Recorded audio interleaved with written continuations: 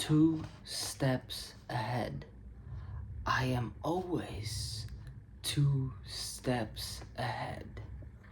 All you people are calling me a loser, homeless, a nobody. But I am always 2 steps ahead.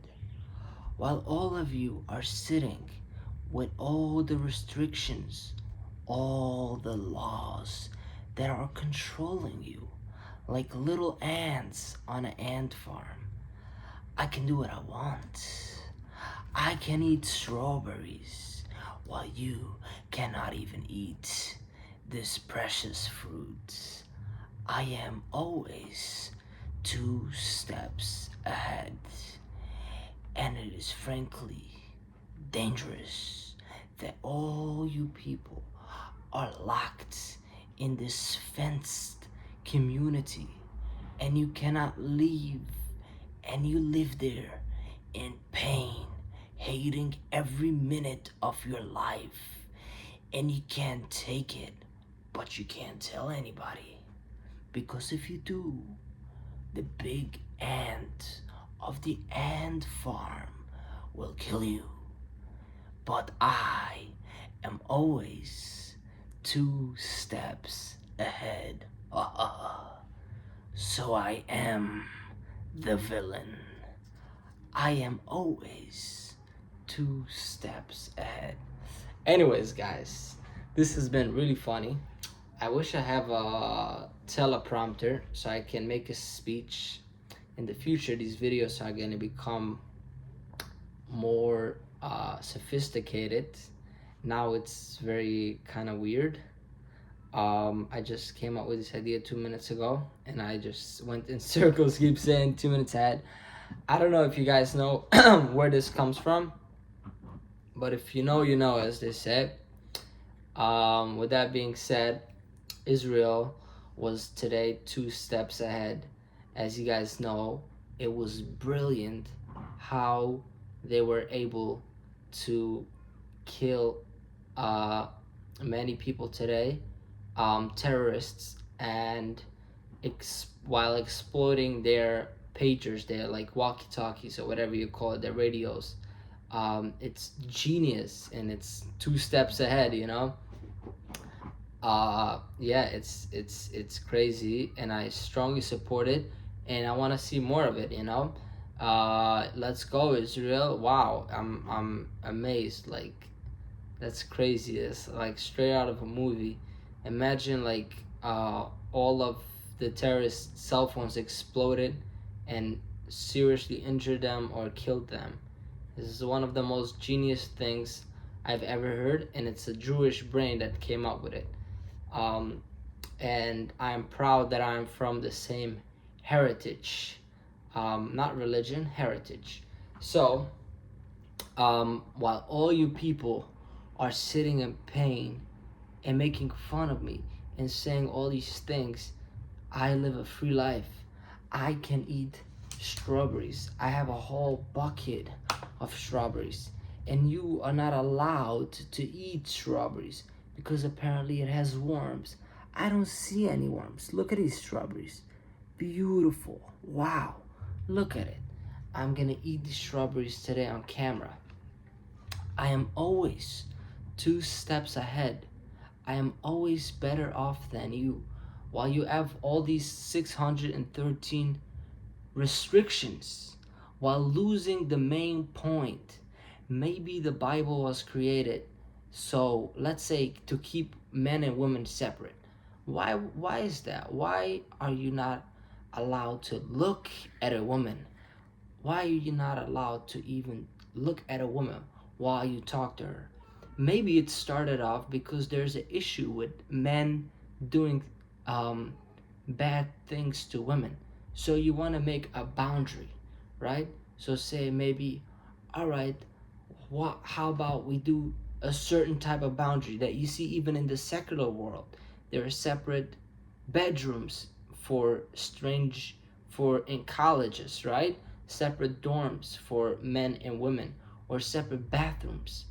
But in the Hasidic community, they took a concept And then they went so extreme with it, and they went, okay, so we're not even gonna look, and even when we talk to them, and then we're not gonna shake their hand.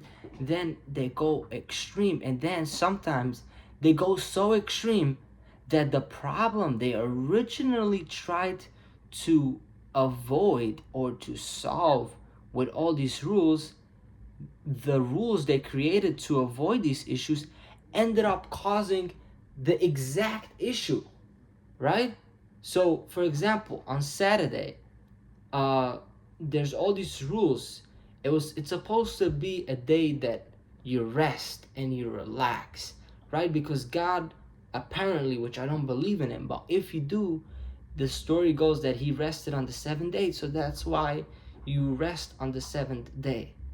But what happened is these Hasidic Jews took the day, and it started off as a day you're supposed to relax, but they made so many rules and twisted it and went with it so extreme that it ended up being the opposite of a relaxed day. It said that even if you stand still all Shabbos and you do nothing, you will still do a sin, because that's how many rules it is. It's almost like in America, there's so many laws that not everything is enforced, but that's why it's always advised never to talk to a police officer, because there's millions of laws that you can be violating. However, in America, it's not enforced. It's just on the books, right? Just like Donald Trump is being prosecuted for laws that were never really enforced. The same kind of concept. But in the Hasidic community, all these laws are enforced, and it's crazy. People live in such a pressure and depressed lifestyles. I didn't leave my community because I didn't like my family or anything like that. Maybe that's true, but people make up stories about me. People say things about me. They don't know anything about me. They don't know anything about my family. They try to say, "Oh, he was in pain. He's in pain. He left." That's why I left. The reason why I really left is because I do not believe in all the religious bullshit. I am 2 steps ahead. I am not gonna live a lie. I'm not gonna pretend and go to synagogue every day like a sheep and sit there for hours hating it, while seeing the neighbor to my left and the neighbor to my right all hates every minute of it, but nobody says anything. Everybody sits there in pain like the Grinch. I wasn't having it. I can't do this anymore. So I decided to leave the cult, go outside of the box, just like the ant that finally decided to escape the little ant farm. I am the villain. I am better than you and everybody else because I had the strength to leave a cult.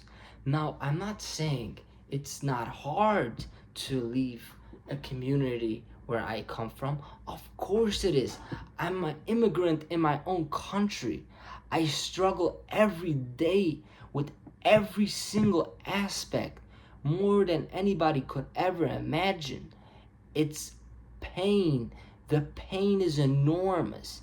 It's unspeakable, unbelievable, and nobody knows anything about it. You live around normal, everyday people, and nobody knows what you go. Nobody could understand. I am worse than an immigrant in my own country. I'm not a citizen of any other country, really. This is all I know, right? So I live in this country and I don't know anything. Nothing makes sense. There's no programs to help people like me. I know people say there are, but there aren't really. And I'm kind of all alone. I have to figure everything out myself and build a life, but it's all worth it. I would never changed the decision. I only wish I would have done it sooner, so that way I would have kind of had it naturally transition. If I would have left when I was 15, 13 years old, I would have kind of went to high school and maybe potentially graduated and been in college, and then kind of went along with everybody else, just like I was naturally born in America. But unfortunately, I left when I was almost 18 years old. So now I'm struggling. There's no school really to go to. I have to figure everything out, but it's all worth it. It's an investment, just like when you start a business. Nobody knows than a business owner when you start a business. It's a struggle. You're going to struggle for years, sometimes 10 years. You're going to struggle, work day and night and not make a single dollar, and break your back and be in pain 24/7. Everybody is gonna make fun of you. Everybody's gonna say you're not gonna succeed. But the only way to succeed in business is to block your ears, not listen to anything anybody says. Keep going in the business, keep grinding, and eventually, as we know, these businesses that everybody said it's not gonna work out, everybody, we can look at anybody, Jeff Bezos, Elon Musk, all these big people, everybody said they're gonna fail. Eventually they come out at the top. But it's all about staying in the game, getting started and staying there.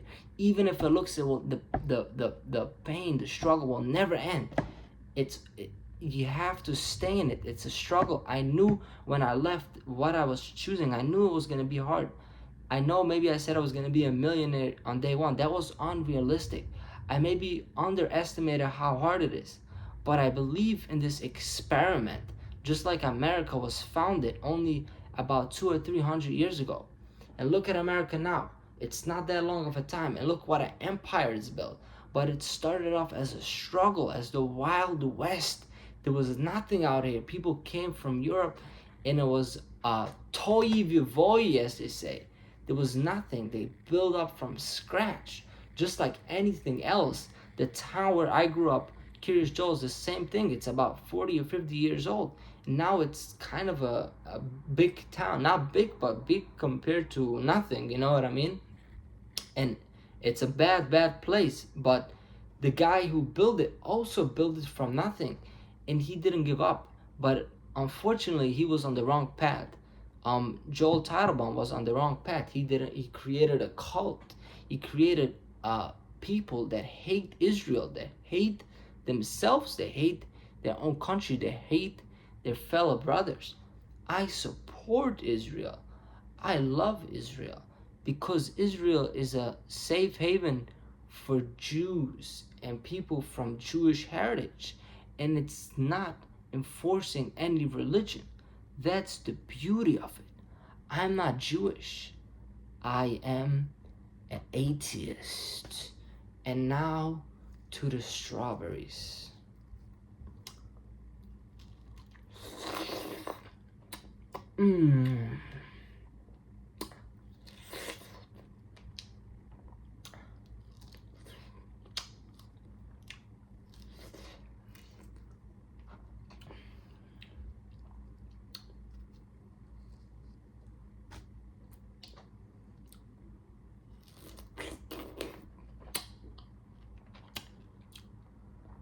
Look at you.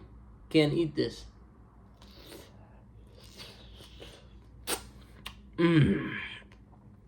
Not even strawberries. Forget about anything else.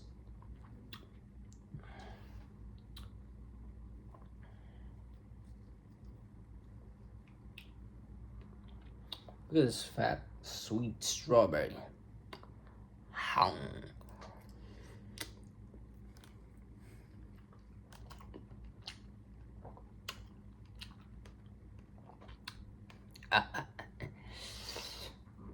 I know today's video is very weird. I was inspired by a guy that made a video that got many views on YouTube. It's called 2 Steps Ahead. It's a guy that started off on YouTube as being very skinny, and then apparently he got fat, but then he said it was the biggest social experiment. He wasn't really fat or like whatever, and he came back and made a video. He's 2 steps ahead. Go Google him. I forgot his name, but yeah, he went from skinny to fat to skinny, and then when he went to skinny again and he lost the weight, or maybe that he never had any weight, he created the video 2 steps ahead. That's where I take all these weird style of a video for today. So just so you guys know that I'm not having like a mental breakdown or anything like that. Just recreating, going with the viral current internet BS.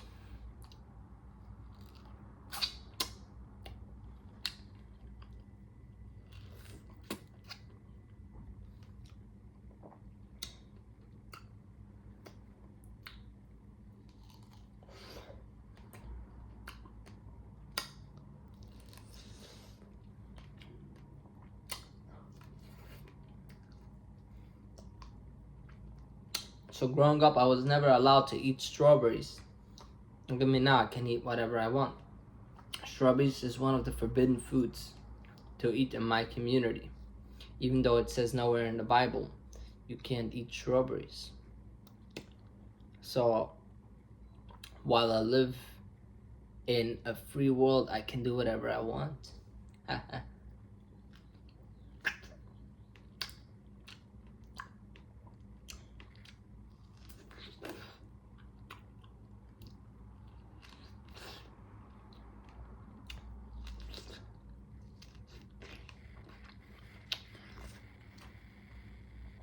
I wanted to do the video with the mask. I didn't have the mask, so I'm wearing the Don't Be a Grinch shirt. Who knows what the Grinch is? I want to buy a Grinch costume for Christmas. Merry, Merry Christmas.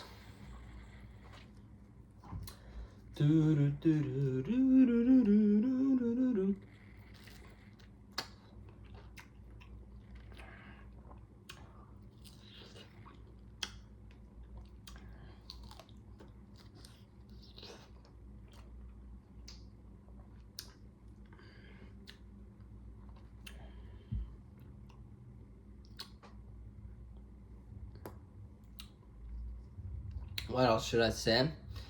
I said on Instagram, there's all these people in Gaza pretending like they're crying and sad.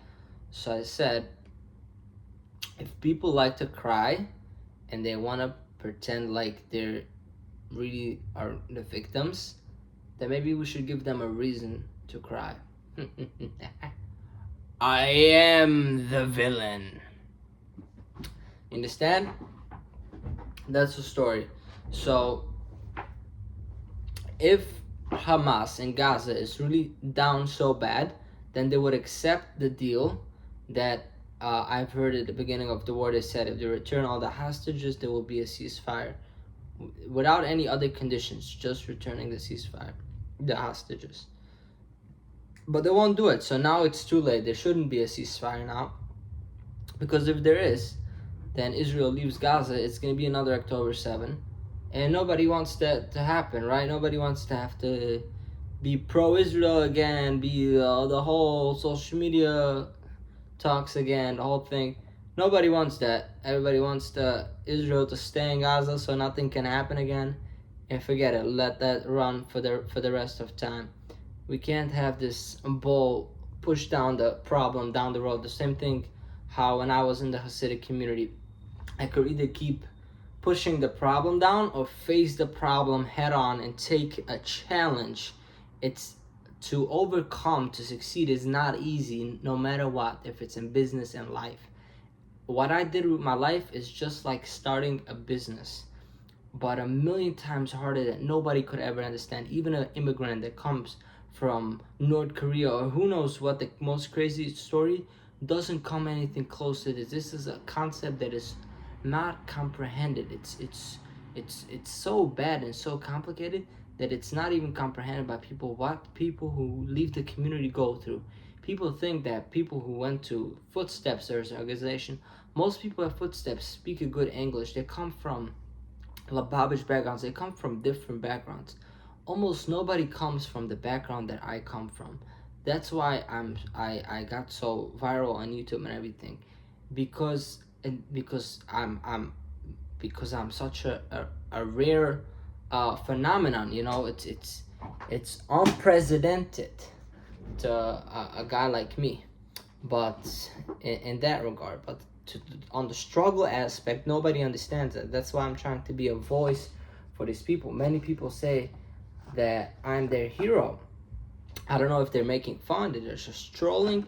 I'm getting a lot of messages on Instagram, by the way, and I most of the time I ignore it.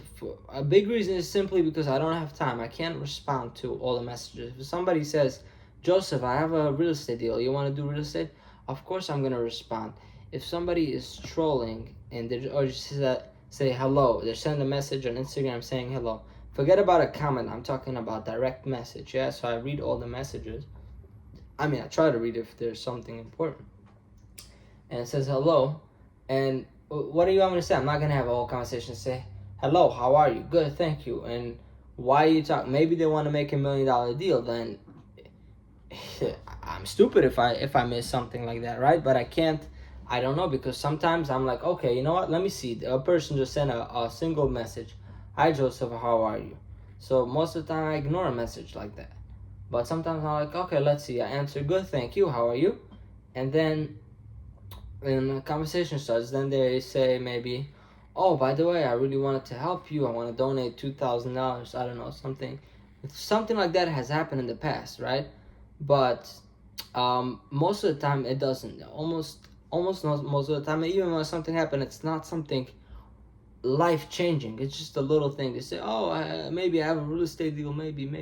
Nothing really turns out at the end. There was no benefit to me or to them. So it was a waste of time. So I can't do it. And a lot of times it's somebody who's completely trolling. They say, oh, Joseph, I love your videos, you're an inspiration, and blah, blah, blah. And I say, thank you. We have a little conversation. Then like, oh, no, you're going to go to hell. You're a terrible person. So they just kind of get you trapped and like get you excited, engaged, just to like be able to, so the fall, like they say with Haman from the Megillah, how Haman was brought up to the highest position, so when he falls, it's a bigger fall, kind of like that. So people maybe troll like that. So yeah, I ignore it. If anybody's watching still here to 22 minutes, and you send a message on Instagram, say what you want to say. Don't waste my time. Don't waste it. What do you think? I'm gonna respond. I mean, I'm not saying I'm a celebrity. I think any person, right? I mean, it's even the same thing in business. When some people in like real estate, they send very weird emails. They say, oh yeah, I'm looking for this type of apartment, this type. They're not really saying anything. What do you want me to do? I send them a vacancy list. I send them this. There's a certain time where if you don't have any content, any real thing you're saying, I'm out. It's almost like, probably if people are still watching the video, to me it sounds like I'm just rambling. I mean, some people come back to me and say, oh, you said this, you said that. I'm like, yeah, I really said it. I don't know, I was just talking. I wasn't really thinking what I was saying. But yeah, you know what I mean. So it's kind of a similar thing. But in real life, when I talk to a person to person, or I want the outcome of what I'm saying, I don't go around and message people, oh, yeah, I'm looking for this, I'm looking for... No, I go to the point. What do you want? And this is what I like about the Jewish community in a way, in other aspects, not the things that I'm referring to right now. They're kind of direct a little bit. They don't waste time, which has the benefits the within the community. It's nice, but outside, that's not how people talk to each other. People say hello, how are you? There's the formality. And when I first left, even now, I have to learn. You need to remember people's name. You need to introduce yourself. There's certain courtesies. You don't go straight to business. There's first chit chat and all that. You know, there's all the politeness and small talk. So I remember the first time I had strawberries was while I was still in the Jewish community. I went all the way to London to get a special glasses. I'm not sure why we did that, but that's how my father took me to London. While I was in London, I didn't go anywhere. I didn't go to the Queen, to the March, to the band, nothing. We only went to a special doctor for glasses because I was apparently dyslexic or something like that. And on Shabbos, on Saturday, there was a guy that invited us.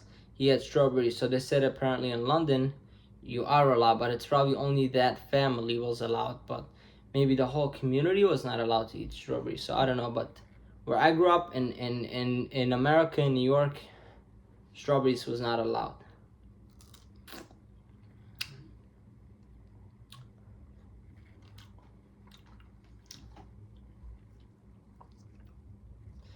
La la la la.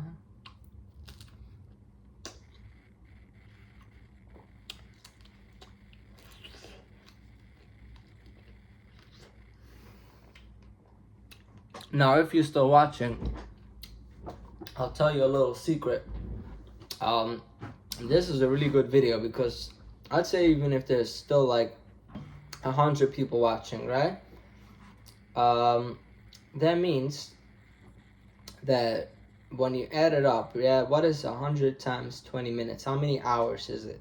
It's called watch hours. So on YouTube, in order to get monetized, so YouTube pays you for every view or every ad that people watch on your channel, you need to meet a certain criteria. So the criteria, I think, when I started, I don't know if it changed, is you need to have 1,000 subscribers and 4,000 watch hours in the previous 360 days, so like a year.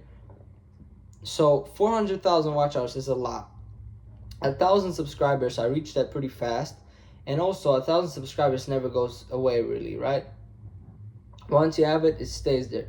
But watch hours, even if you have today 3,999 watch hours, it only fails 1 hour. But by the time you almost reach an hour, it takes you a whole another year. By the time you almost get it, you're 1 hour away.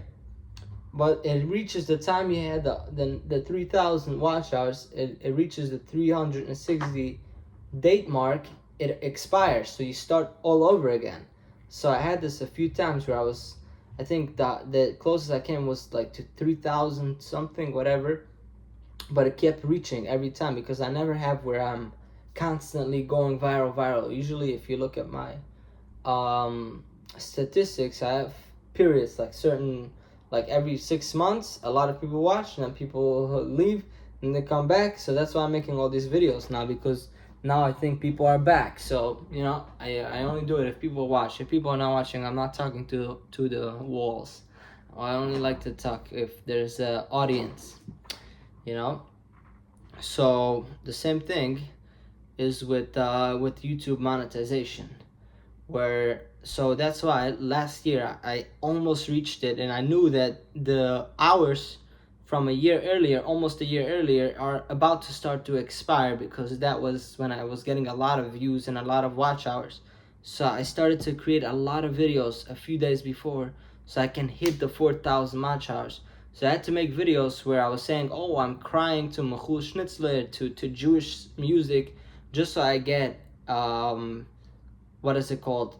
engagement, so people watch, and that's how I was able to reach the 4,000 watch hours. So that explains, if anybody was wondering why I do it. And also, I don't like to delete videos. Once I upload a video, as you guys noticed, I never really deleted any of my videos. I leave it up there. I don't like to watch it. I don't like to hear myself. I don't know if anybody else has this thing.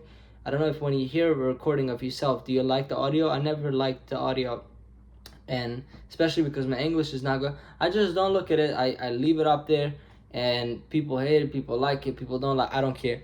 I'll come back at it in 30 years and see what I think about it. As I always say, I never did or do anything that I would not want to be in public. Even the worst thing I've ever done, if it leaks out, it leaks out. It's not a terrible thing. What is going to be the worst thing? That I masturbated? A big deal. It's not that I believe that masturbation is a problem or anything like that. You know what I mean? So I'm just giving this as an example, as a metaphor. But the point is that anything I say, I would never regret. I don't say things that is terrible. Because I'm a good person in my heart. So I'm looking for positivity, for good You know, I try to stay on the right side of history, my own history, not what other every people want to you to be, what side to be. No, I choose my own sides, whatever I want to do. So we still have a lot of strawberries. Sorry about that. I don't know why I'm getting so hot over here. I'm wearing a sweater, a hoodie, and it's like in the middle of the summer here with no AC in this room. So it's crazy. We'll keep eating a little bit strawberries and see what happens, you know.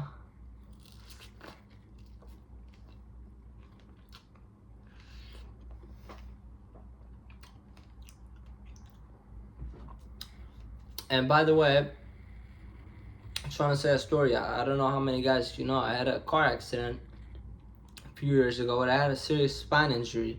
So I'm always in pain, you know, physical pain, tremendous pain, unthinkable pain. And this was what I meant when I said pain. It's on top of the emotional struggle, financial struggle, life struggle. I always have the back pain on my spine, right? And then that's like a baseline of pain, physical pain, which also creates psychological pain. So you're limited to also what type of jobs you can do. And this happened a few years ago while I first left. I was even homeless while having this a back injury. You know, when I first left the hospital, I slept in a dangerous homeless shelter, not the other type, a homeless shelter where real homeless people go with right out of the hospital. I was seriously injured. It was scary. I had nobody to help me, but this is what you have to go through, and this is unexpected. This shouldn't happen to under normal circumstances. This is not supposed to be, but this is just like business. Unexpected things happen. COVID-19 happens, and natural disasters, right? Unexpected things is gonna happen when you create a business or when you want to start a life. So you either break the generational cycle and you start from scratch, or you go along. You reproduce. You continue the cycle. You know what I mean? But I decided to break the cycle. So the only way how I am able sometimes, I recently started to like alcohol. Let's say beer is what I don't really like beer, but yeah, I kind of, and I was drinking it a little bit for a few days, and it's funny because it really took away not the emotional pain but the physical pain. I've never heard anybody say that, but I did it for a few days. Then I realized that I need to stop, because what if I get addicted? So the point is that I always stay away from these things. I don't drink, I don't do drugs. I did try marijuana and alcohol both just so I can be more a social person, because most people in the world, Jewish or not Jewish, whether they admit it or not, they party, they do alcohol and drugs. I'm not saying hard drugs, but let's say marijuana. So I tried it also just so if there's ever like a business situation, a friendship, or you know, a personal, like a girl or a guy relationship, I don't have to say, oh, I don't drink, I don't smoke. I can just do it to, as they say, social drinker, social smoker. But I don't want to have to be, oh, this is going to be my first time smoking, my first time drinking, let's see what happens. But this is what I'm just saying, that it's interesting because when I'm drinking and I get a little drunk, the physical pain goes away. The baseline, even as I'm speaking right now, there's physical pain, and I can't even afford to go to a doctor because I don't have a lot of money. You know, it's because when you leave, you don't make a lot of money at the beginning. You know, I can't afford to go to a doctor and see. Ever since the accident, I haven't even been to a doctor. I was only in the hospital, and then my insurance ran out, so I haven't had insurance ever since. I'm assuming everything is good, but like you never know, you know. And in normal doctors, maybe I can find insurance will cover. But what is the doctor gonna say? Everything is okay. The real stuff, if you need like a personal trainer who really knows and understands how the back works and specific exercises to build up strength around, so you don't really need to use that part of the back, and posture, all these things, like these personal trainers can charge $100 an hour, and you need it like every single day. That amounts to thousands of dollars, that even for a normal person is extremely expensive, and I need to use that money for my basic education, just to learn how to read and write, how to the alphabet. I cannot write. Every time I write, I use speech to text. My reading is getting better. I can read now a little bit, but I've never really had education how to read. Just kind of go through the road. I see a stop sign. I was just kind of, oh, okay, stop. So okay, I know, okay, stop. But even basic words like stop, I don't know how to spell it. I just said I know how to spell stop, but that's one of the only words that I know. But any other a basic sentence like, hi, I'm at the office, see you soon, I want to make sure, I can't spell that. I use speech to text.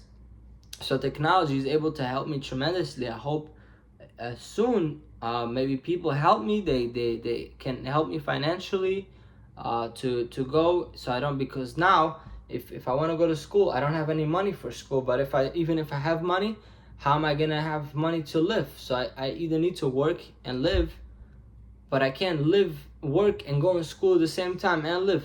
So it's a juggle. So I think the only way how I'm figuring out myself, there might be a smarter way to do it, but that's what I'm saying. Nobody else has really done this before, and I figure all this out as I go. I even now already see mistakes that I made in the past 3 years, but this is what life is. You figure out mistakes, but mistakes are inevitable. You learn from mistakes, and mistakes is what builds you. But the overall goal is never lost. There's an overall achievement that I want to achieve, and that will be accomplished.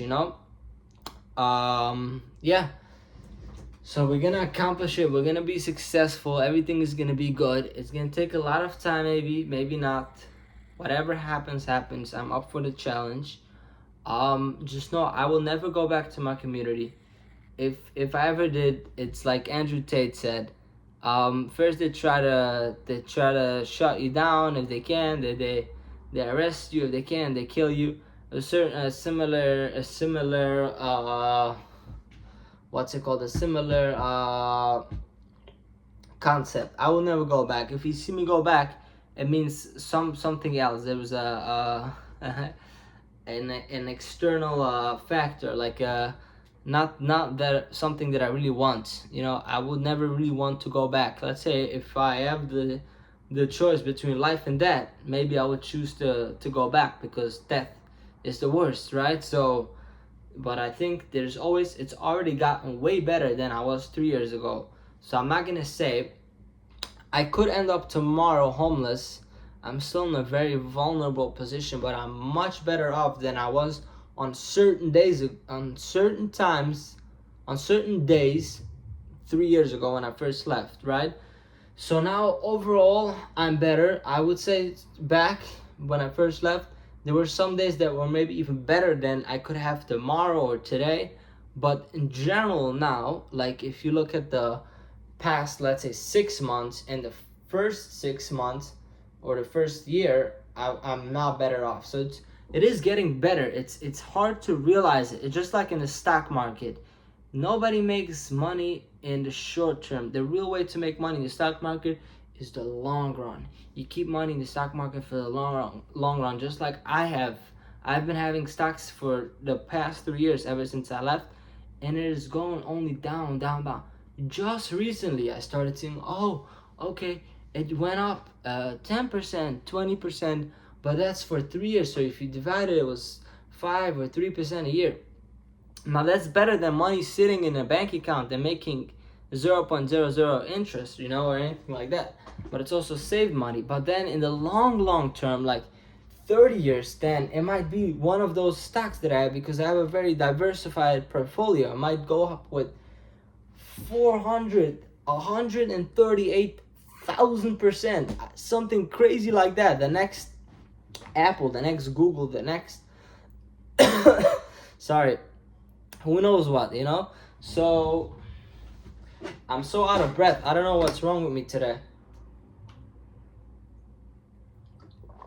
I don't know if anybody can tell. It's kind of like I'm catching my breath over here. So yeah, that's the story. Thank you for watching. Wow, I've never had a video this long. I'm becoming like one of those streamers. Now imagine if this gets like crazy amount of watch time. I'm curious what's gonna happen. And that would have been to have good, like let's say this. So usually my average video gets at least 1,000 views, much more. But even like when I first started the YouTube channel, I went viral. Every video has about 10,000 views. But even now, after it takes maybe a few months, but every video eventually gets 1,000 views, right? So let's say 4,000 is even kind of average for those normal videos, right? So let's say if it's an hour, if the video ends up to be a whole hour, so all I need is 4,000 and you reach 4,000 watch hours. But obviously that never happens because either people check out after 10 minutes watching the video or something like that, right? Or because you just don't get enough. But if one person just happens to click on the video, maybe they don't watch the whole video, they just let it run in the background. I don't know. Who knows what they do, right? Maybe they're driving, maybe they do this, maybe they do that. Maybe they really like you, they want to listen to the whole thing. In that case, you reach the 4,000 watch hours pretty fast, you know. But if you make a 5-minute video and most people only watch 1 minute of it and you only get 1,000 views, add up the numbers, it doesn't reach 4,000 watch hours. And if you finally after 6 months you get 1,000 watch hours, but then another 6 months, then it expires. So every 360 days you start to struggle all over again. So that's why monetization. But honestly, you don't make a lot of money from YouTube monetization. It's very little. I made maybe $100 altogether, and I put it. Even if you just look how long each video it is, it takes time to record. Like yesterday, I had to record a few times because my storage kept getting full and stuff like that. So you never know. It's not easy, but eventually you can make money other ways. I've made money from unexpected, in my case, where just I met people through social media. They helped me financially with tutors, with this, with that. Nothing really. I haven't really benefited much, but I'm just telling you, if anybody's interested in YouTube, just talking. It's like this is like a vlog, like an open conversation, no specific topic. The title of this video is probably going to be 2 steps ahead. So so the same thing is with YouTube. You don't make money from YouTube, but they pay you the monetized money even once you qualify. The main reason why I wanted to get monetized is if I ever have a video that goes extremely viral, then I'll make a lot of money. Because if Google is correct, according to Google, the average the average YouTuber makes $2,000 for every million views. So that means there's a lot of videos out there on YouTube that for one reason or another it went viral and it has 10 million views. Yeah. So 10 million views, if the number is correct, 2,000 on average, because everybody's different. It depends how much you get paid by the view.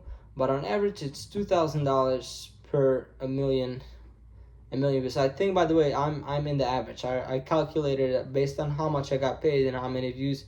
I think my average is even a little bit more than that, but yeah, that's about the number. So that means 10 million times 2 for 2,000 every million, $20,000. That's a lot of money. Now, it looks a little good to be true, but that might be true. So let's say one time something crazy happened and I happened to have my camera out. I recorded, uploaded on YouTube. There's hundreds of videos like that, right? Like whatever. Let's say a Trump assassination. I happened to be at a rally. I recorded a video. It's a really good shot. I put it on YouTube and it goes viral and it gets the 20 million views. I make $40,000. That's why I want it to be monetized. So if I happen to ever have a video like about me, about anything else, or if I ever decide to start a whole new YouTube channel, let's say technology, about like, let's say I go to college for a certain thing, whatever, real estate, so I don't have to start from zero. I can tell everybody, either start this channel as a whole new topic, whatever it is I want to do, let's say real estate as an example, and forget about everything else. It's only about real estate, so I already have like a baseline of subscribers and people. or I can tell everybody, hey, go to the other channels. I don't start from scratch. You understand? So we still have a few strawberries left.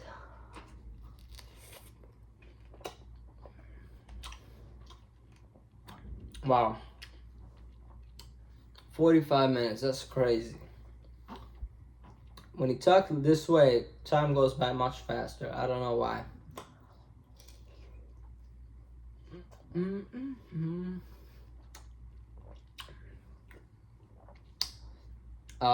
Thank you for watching. Thank you so much for tuning in.